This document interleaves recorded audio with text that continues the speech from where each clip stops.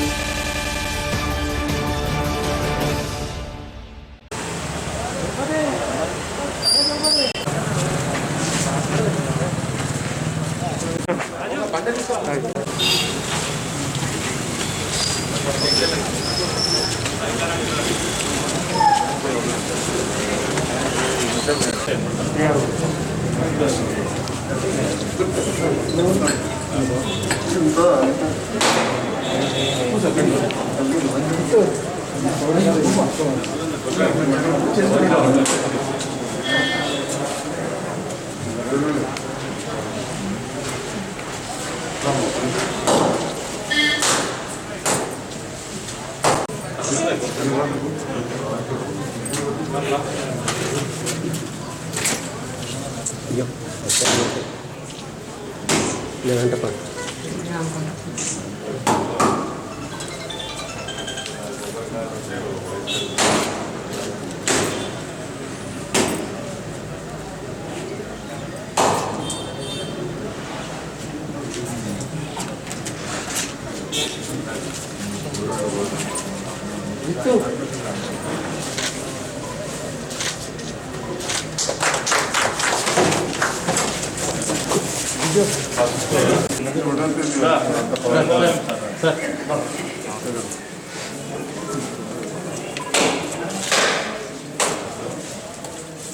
Class room side ఇచ్చింది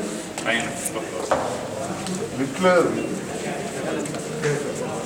నాకు తెలిసి కరీంనగర్ కూడా రిటర్న్ లేదు.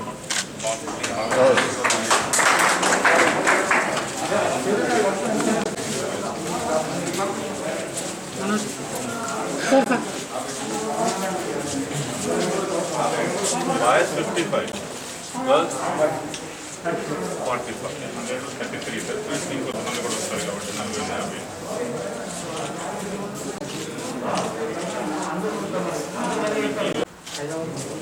వాళ్ళు పంపిణీ. అన్న అన్న ఎందుకుంటా అన్న కాకపోతే ఒక కామన్ గా పెట్టుకుంటే మంచిది.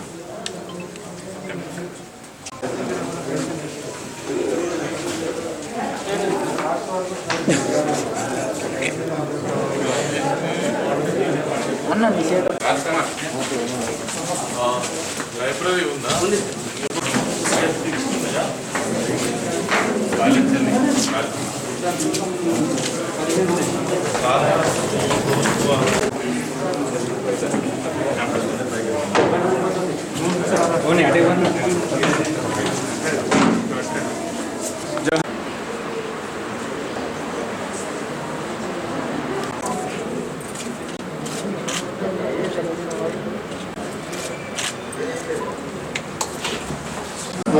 శాఖ మంత్రులకు స్వాగతం సుస్వాగతం. గౌరవ అతిథులందరూ కూడా స్వాగతం సుస్వాగతం. సమావేశంలో కార్యక్రమం జిల్లా ప్రజా పరిషత్ చైర్పర్సన్ శ్రీమతి శ్రీ రావ వసంతపల్లి గారికి, అలాగే గౌరవనీయులు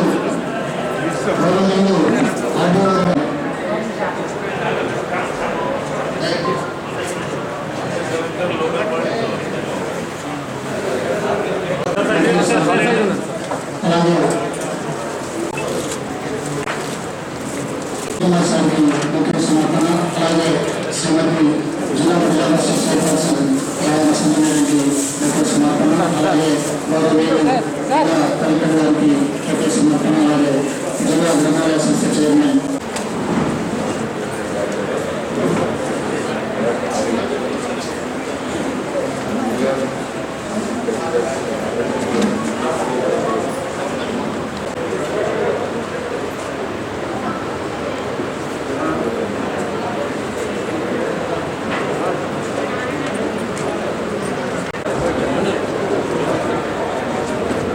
डॉक्टर बाबा साहेब अम्बेडकर, डॉक्टर बाबा साहेब अम्बेडकर।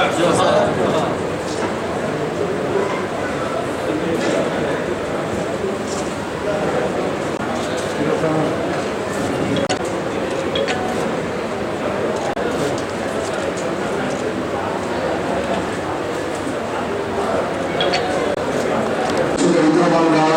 మీరు మన జిల్లాకు ఒక మంచి పేరు తెచ్చి మీరందరూ కూడా ఒక జాబ్స్ కొట్టి మంచి ఉన్నత స్థాయిలో ఉండి మీరు ఎక్కడ చదువుకున్నారు అని అంటే జగిత్యాలలో మేము పక్షాన ఈరోజు ఒక అసిస్టెంట్ స్టడీ సర్కిల్లో ఒక స్టడీస్కి సంబంధించిన వ్యవస్థలాగా ఈ బిల్డింగ్ అంతా మారబోతున్నందుకు నిజంగా సంతోషంగా ఉంది.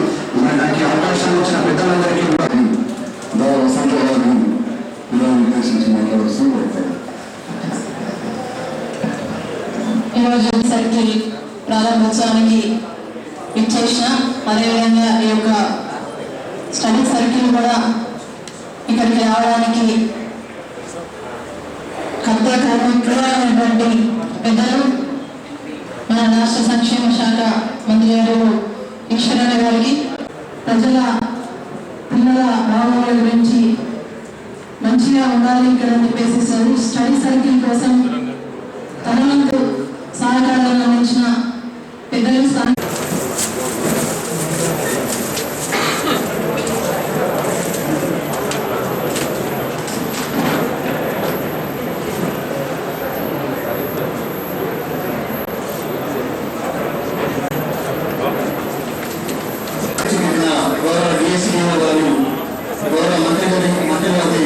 సన్మానించాల్సిందిగా మెమోటోతో సన్మానించాల్సిందిగా శాలువా మెమోటోతో డిఎస్సీఓ గారు మంత్రి గారిని సన్మానించాల్సిందిగా కోరుతున్నాం.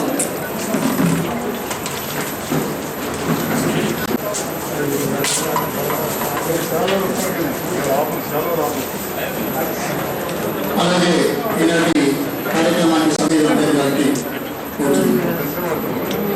అలాగే గౌరవ జిల్లా కలెక్టర్ గారికి డిఎస్సీడీఓ జిల్లా పరిషత్ చైర్పర్సన్ వసంత మేడంకి డిఎస్సీడీఓ చేతుల మీద రిమోట్ అందించాల్సిందిగా సంస్థ చైర్మన్ శ్రీ చంద్రశేఖర్ గౌడ్ సార్కి రిమోట్ అందించాల్సిందిగా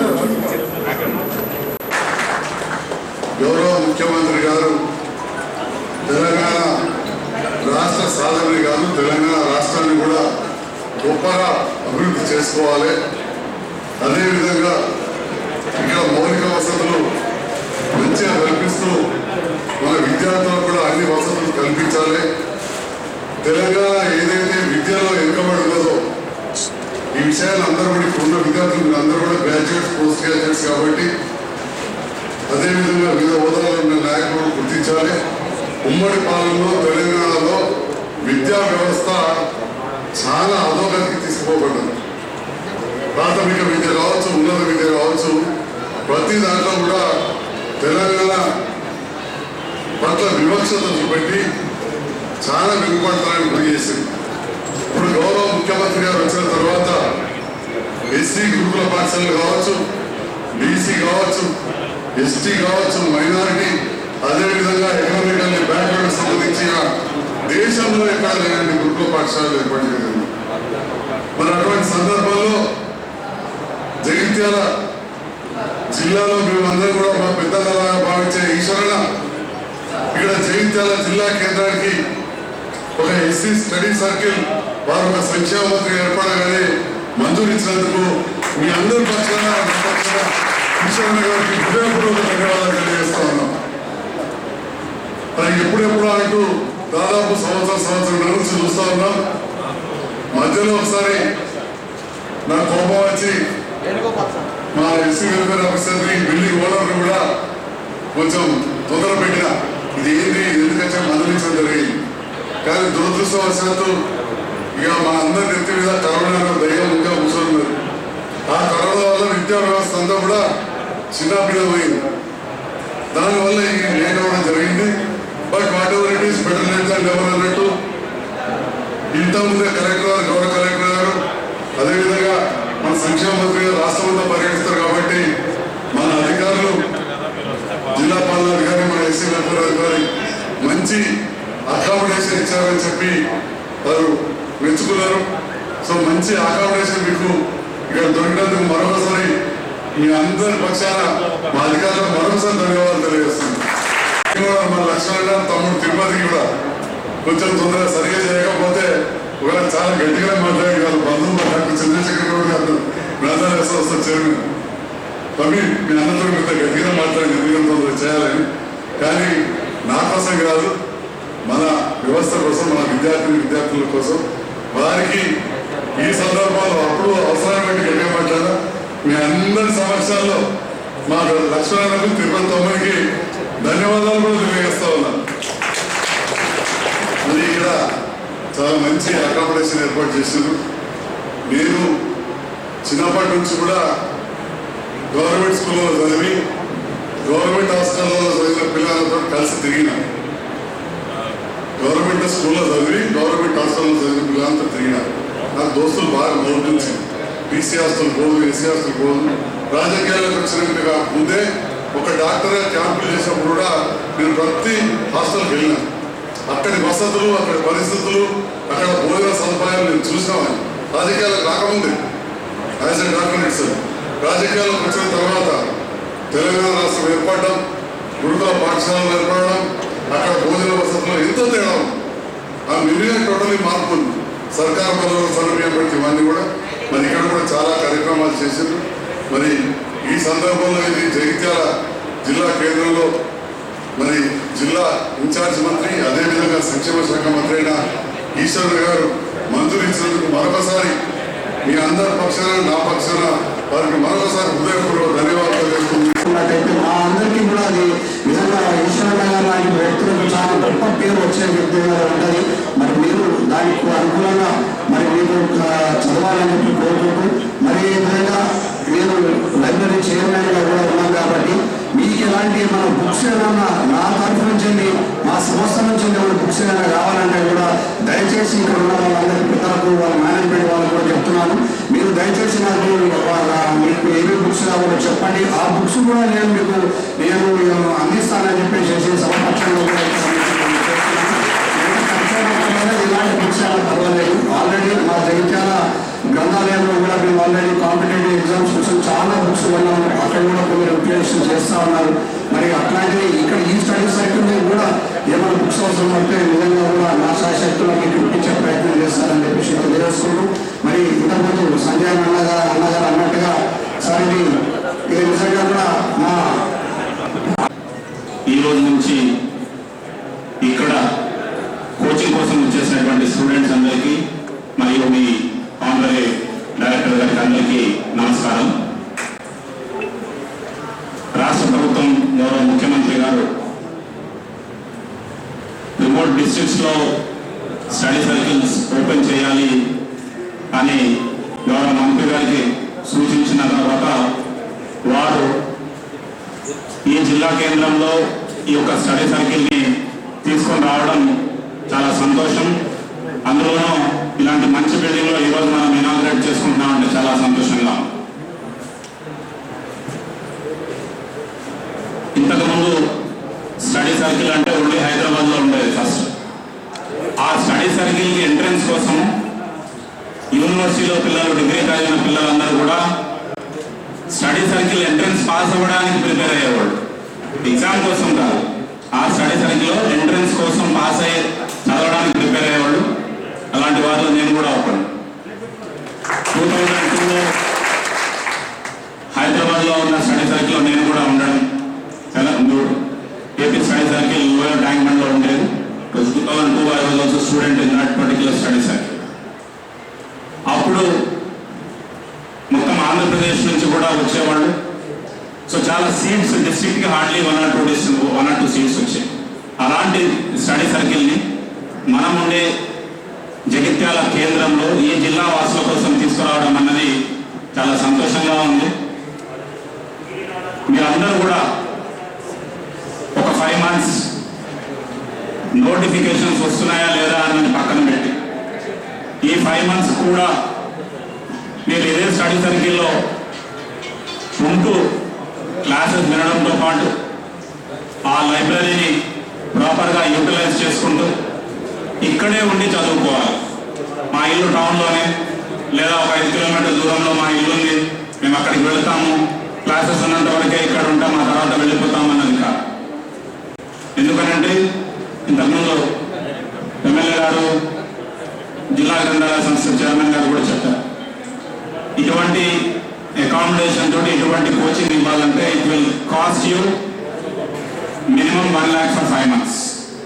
అట్లాంటి దాన్ని ఇక్కడ హైదరాబాద్లో ఎవరైతే క్లాసెస్ చెప్తారో ఆ ఫ్యాకల్టీ మెంబర్స్ని ఇక్కడికి తీసుకొని వస్తాము, వాళ్ళ ద్వారానే మీకు చెప్పించే ఏర్పాటు చేస్తాం. So the quality in education wise will be the best. Whatever is available in Hyderabad will be told here. So classes వినడంతో పాటు మీరు ఈవినింగ్ జనరల్గా మన ఇంటి దగ్గర చదువుకునే పరిస్థితి చాలా మందికి ఉండదు. So please whatever how many months are there in 5 months ఎన్ని రోజులైతే ఉంటారో మీరు ఇక్కడే ఉండి residential you should have seen మీ డార్మెంటరీస్ కానీ, మీ ఫుడ్ అరేంజ్మెంట్స్ కానీ, మీకు లైబ్రరీ కానీ ఇవన్నీ కూడా చాలా చక్కగా ఉన్నాయి. సో లైబ్రరీలో బుక్స్ అవన్నీ కూడా ఇమీడియట్గా తెప్పించే ఏర్పాటు చేస్తాం. దీన్ని రెగ్యులర్గా మానిటర్ చేసాం. ఎందుకంటే ఒక స్టడీ సర్కిల్లో స్టడీ అట్మాస్ఫియర్ ఎలా ఉండాలి అన్న ఉద్దేశంతో ఫ్రీక్వెంట్గా వచ్చి చాలా మోడిఫికేషన్స్ చెప్తే ఫైనల్గా ఈ షేప్లో ఈరోజు మనం ఎట్లయితే కూర్చుంటున్నామో ఆ షేప్కి వచ్చింది. దానికి కోఆపరేట్ చేసిన బిల్డింగ్ ఓనర్ గారికి అండ్ గౌరవ ప్రజాప్రతినిధులందరికీ కూడా ధన్యవాదాలు. But again at the cost of reputation, please make use of the study circle. Almost 90 members వస్తున్నారు. So please make use of the study circle. ఒకసారి ఒక కోర్స్ కంప్లీట్ చేసుకుంటే ఆ తర్వాత మనం రివిజన్ చేసుకోవడానికి ఈజీగా ఉంటుంది. కాబట్టి wishing you all the best. మధ్యలో వస్తూ ఉంటాను నేను. I will be monitoring your academics, your behaviour. And ఇంకోటి కూడా ఈ సభాముఖంగా తెలియజేస్తుంది, ఎవరన్నా కావాలని మేనేజ్మెంట్కి ఇబ్బంది పెట్టినా లేదా స్టూడెంట్స్ మధ్యలో ఇబ్బంది పెట్టినా నిర్దాక్షిణ్యంగా వాళ్ళని same day we will remove them from the study circle అనేది కూడా ఈ సభ ద్వారా మీకు తెలియజేస్తూ మీ అందరూ కూడా యొక్క ఫెసిలిటీని ప్రాపర్గా యూటిలైజ్ చేసుకుంటారని ఆశిస్తూ ముగిస్తాను. Thank you.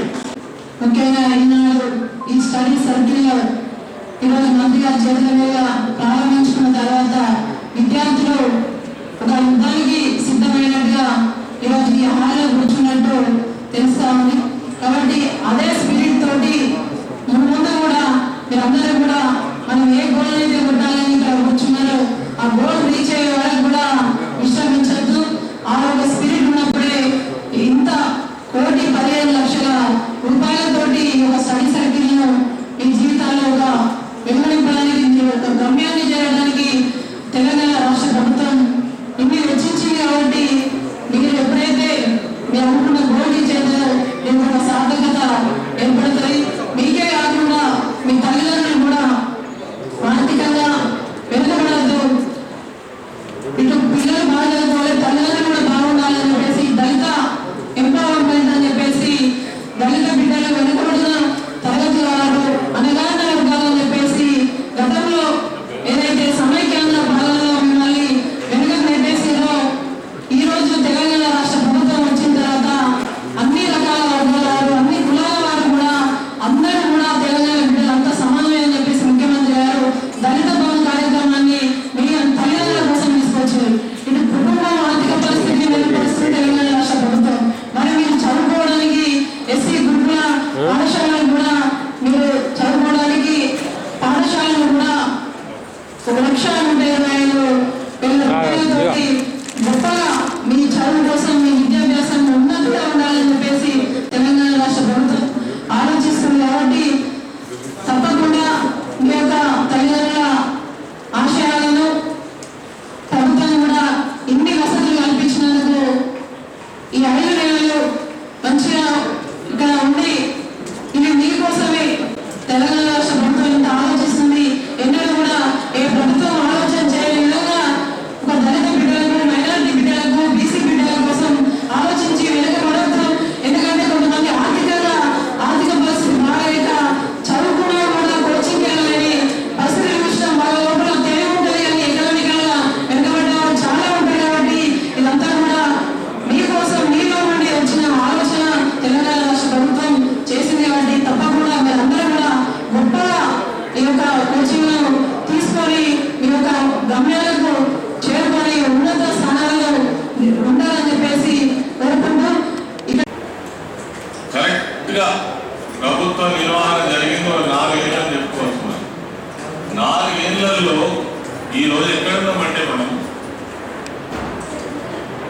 జిల్లాకు ఒక స్టడీ సర్కిల్ ఏర్పాటు చేయాలి. తర్వాత ఒక్క సోషల్ వెల్ఫేర్ కాదు, మీకు ఈ సిస్టంలో ఎస్సీలతో పాటు ఎస్టీ స్టడీ సర్కిల్ ఉన్నది, బీసీ స్టడీ సర్కిల్ ఉన్నది, మైనారిటీ స్టడీ సర్కిల్ బిఎస్లో ఉన్నది. అదేవిధంగా మరి ఈ 4 సొసైటీలకు సంబంధించినటువంటి స్టడీ సర్కిల్స్ కూడా జిల్లాకు. అదేవిధంగా రెసిడెన్షియల్ స్కూల్ సిస్టమ్ ఏదైతే ఉందో తెలంగాణ వచ్చినాక ఒక మోడల్ అది. దీని గురించి అందులో చదివినటువంటి పిల్లలకు వాళ్ళ యొక్క తల్లిదండ్రులకు మాత్రమే తెలుస్తుంది ఈ సంగతి ఏంటి, ఎంత గొప్పగా ఈ యొక్క మన ఈ 4 సొసైటీలో ప్రభుత్వ పరంగా నిర్వహిస్తున్నటువంటి రెసిడెన్షియల్ స్కూల్స్ ఎంత గొప్పగా ఉన్నాయనేటువంటిది వాళ్ళకు మాత్రమే తెలుస్తుంది. నిజంగానే ఎంతమందికి అవకాశము, నాకు తెలిసి 4,82,000 మందికి ప్రతి సంవత్సరం అవకాశం. ఒక సోషల్ వెల్ఫేర్ సిస్టంలో 82,000 మంది పిల్లలకు అవకాశం దొరుకుతాం. చాలా గ్రేట్నెస్. మీరు ఒక 5 లక్షల మంది పిల్లలు ప్రతి సంవత్సరం వాళ్ళు ఇంటర్మీడియట్ స్థాయి వాళ్ళు కావచ్చు, డిగ్రీ స్థాయి వాళ్ళు కావచ్చు, సుశిక్తులుగా మీరు చదువుకొని ఒక 5 లక్షల మంది బయటకు వెళ్తున్నారంటే ఈ రాష్ట్రం ఒక 10 సంవత్సరాలు ఎక్కడికి పోవాలి? అసలు నెక్స్ట్ తరంలో ఎవరైనా చదువు లేనటువంటి వాళ్ళు, మామూలు చదువుకున్నటువంటి వాళ్ళు ఉండే పరిస్థితే లేదు నాకు తెలిసినంత వరకు. ఇంతకుముందు ఒక సమస్య ఉండే, ఆ మండల స్థాయిలో ఉన్నటువంటి వాళ్ళు కొంతమంది 8th, 9th ఆగిపోతే, కొంతమంది 10th ఆగిపోతే, కామన్ ఎగ్జామినేషన్ అంటే మనతో ఎక్కడైతుంది అనే పరిస్థితి ఉంటే అక్కడికి ఆగిపోతే, లేదా ఒకసారి ఫెయిల్ అయితే ఆగిపోతుంది. కానీ అలా పరిస్థితి లేదు. మీకు రెసిడెన్షియల్ సిస్టమ్ వచ్చిన తర్వాత ఆ పిల్లలకు సంబంధించిన సంరక్షణ మొత్తం కూడా మరి ప్రభుత్వమే తీసుకొని వాళ్ళకు ఒక మంచి భవిష్యత్తు ఇచ్చేది. మరి ముఖ్యంగా ఎవరంటే చాలా చాలా మారుమూల ప్రాంతాల పిల్లలు, కూలీ చేసుకునేటువంటి వాళ్ళ పిల్లలు, భూమి లేనటువంటి వాళ్ళ పిల్లలు, ఆటో రిక్షా నడుపుకునేటువంటి వాళ్ళ పిల్లలు, ఎంతమంది దాదాపు లక్షలాది మందికి ఒక జీవితం ఇస్తున్నటువంటి పరిస్థితుల్లో తెలంగాణ రాష్ట్రంలో ఖచ్చితంగా ఉంది. ఒక సక్సెస్ఫుల్ స్టోరీ కింద మనం ముందుకు పోతున్నాం. మన రెసిడెన్షియల్ స్కూల్ సిస్టమ్ ఏదైతే ఉందో ఇతర రాష్ట్రాల నుంచి వాళ్ళ అధికారులు వచ్చి ఇక్కడ చూసి వెళ్ళేటువంటి పరిస్థితి అసలు మీ ఈ నిర్వహణ ఎలా జరుగుతున్నది, దీని ఫంక్షన్ ఎలా జరుగుతుంది. ఈరోజు ఈ స్టడీ సర్కిల్స్ కూడా మనం చాలా గొప్పగా నిర్మాణం చేసుకున్నాం, సంతోషం. నేను హైదరాబాద్ స్టడీ సర్కిల్లో కూడా 2-3 మీటింగ్స్ తీసుకున్నాం. జస్ట్ మోటివేషన్ మీటింగ్, పిల్లలకు ఏమన్నా ఇబ్బందులు ఉన్నాయా, వాళ్ళకి ఏం అవసరం లేదని తెలుసుకోవడం కోసం 2-3 మీటింగ్స్ నేను డైరెక్టర్ గారి సమక్షంలో నేను అప్పుడు రవీంద్ర కుమార్ గారు తీసుకున్నాను. కానీ ఒక బాధాకరమైన విషయం ఏమిటంటే మాట్లాడుకోవాల్సిన అవసరం ఉంది. నా స్టడీ సర్కిల్ కూడా అద్భుతంగా నిర్వహణ జరుగుతున్నది, చాలా మంచి ఫలితాలు వస్తున్నాయి అనేటువంటిది పేరు తీసుకురావాలి. సెంటర్ తెచ్చుకోవడం ముఖ్యం కాదు, దీన్ని కాపాడుకోవడం ముఖ్యం, క్రమశిక్షణతో ఉంచుకోవడం ముఖ్యం. అదేవిధంగా డిఎస్పీఓ గారికి చెప్తా ఉన్నాను, డైరెక్టర్ గారు కూడా చెప్తా ఉన్నాను, పిల్లలను వాళ్ళ మీద నమ్మకంతో వాళ్ళ తల్లిదండ్రులు ఇప్పటికీ అడ్మిషన్ బాగా చాలా గొప్పగా మన వ్యవస్థ. ఉద్యోగం చేయడం కాదు, ఉద్యోగం చేయడం ఎవరైనా చేస్తారు, ఏమున్నది, రావచ్చు పోవచ్చు, అందరు ఉన్నారా లేదా అటెండెన్స్ తీసుకోవచ్చు వెళ్ళిపోవచ్చు, అట్లా కాదు. పర్సనల్ కేర్ తీసుకోండి ఒక్కొక్కరి మీద. ఏ విద్యార్థి ఎట్లా ఉన్నాడు, ఏం చదువుతున్నాడు, వాళ్ళకి ఏమైనా ఇబ్బందులు ఉన్నాయా, వాళ్ళకి కావాల్సినటువంటి ఫ్యాకల్టీ సరిగ్గా ఉందా లేదా, మనం ఏదైతే అందించాలనుకుంటున్నామో అది అందుతుందా లేదా, అదేవిధంగా వాళ్ళకు ఉన్నటువంటి భోజన సౌకర్యం దగ్గర కావచ్చు, లేదంటే నీట్నెస్ దగ్గర కావచ్చు, వాటర్ సప్లై దగ్గర కావచ్చు, ఇతర విషయాలన్నీ కూడా మీరు కేర్ తీసుకొని ఈ సెంటర్ను అద్భుతంగా మనం జగిత్యాల సెంటర్ అంటే ఇప్పుడు ఉన్నటువంటి 11 సెంటర్లలో నెంబర్ 1 సెంటర్గా తీసుకొచ్చేటువంటి బాధ్యత. ఆ విధంగా మరొకసారి మీ అందరికీ కూడా శుభాకాంక్షలు తెలియజేస్తూ మీరు ఎవరైతే అడ్మిషన్ తీసుకున్నటువంటి వాళ్ళు ఉన్నారో మంచి భవిష్యత్తును ఏర్పాటు చేసుకొని మీ యొక్క లక్ష్యాలను సాధించే విధంగా ముందుకు